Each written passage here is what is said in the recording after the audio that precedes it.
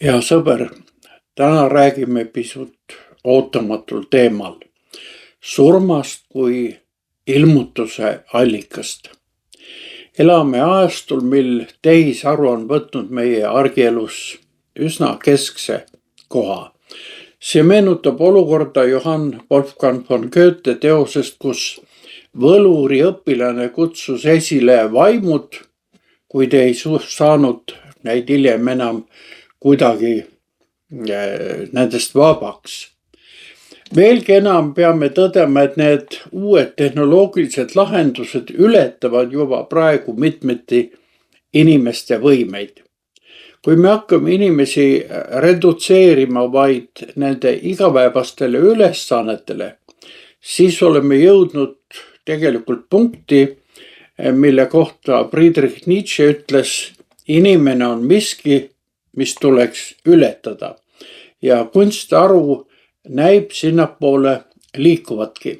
Tõepoolest, kui inimene taandada vaid tema poolt täidetavateks funktsioonideks, siis pole lähimas tulevikus ühtki funktsiooni, mida tehisaru ei suudaks eraldi võetuna ületada.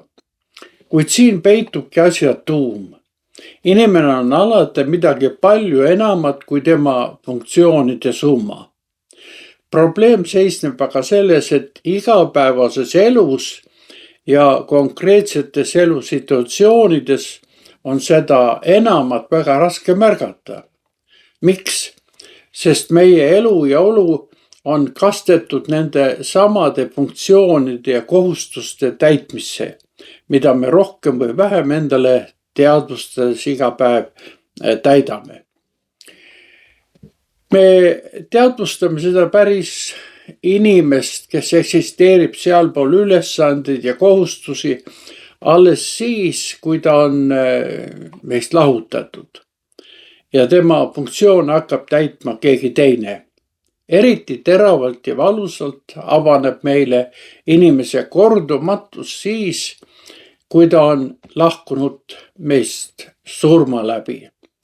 Pärast lähedase inimese kaotus tundub nagu põleks tema kaugeneva hingeleek hoopis puhtamalt ja erksamalt.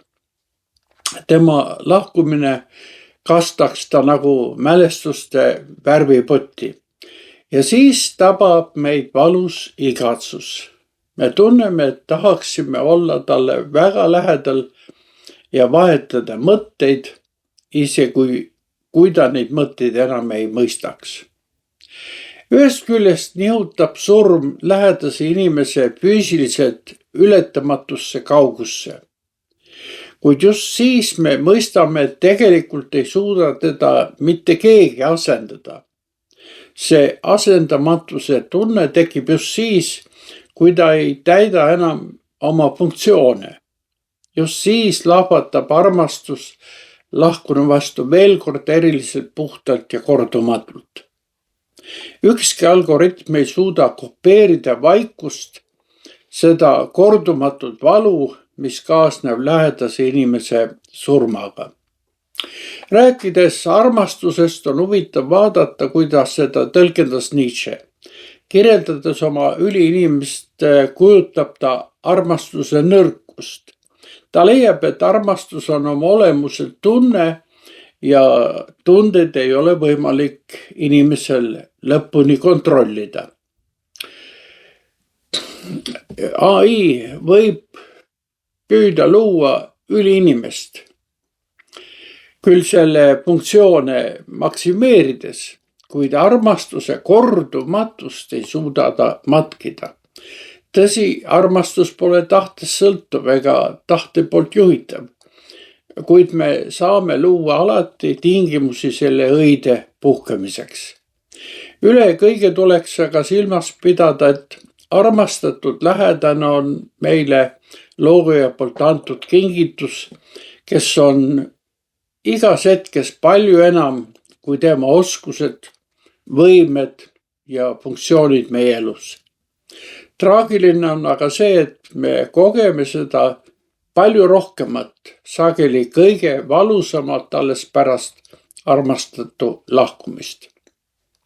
Kuid selle asemel, et oodata surma ilmutust, peaksime väärtustama iga inimese erakordsust nii selle täiuslikkuses kui ka ebatäiuslikkuses juba siin ja praegu. Sest inimene alati on midagi enamat kui tema tehniliselt täiustatud funktsioonid. Mõelgem selle üle. Surm võib tõesti olla ilmutuse allikaks. Kohtumiseni.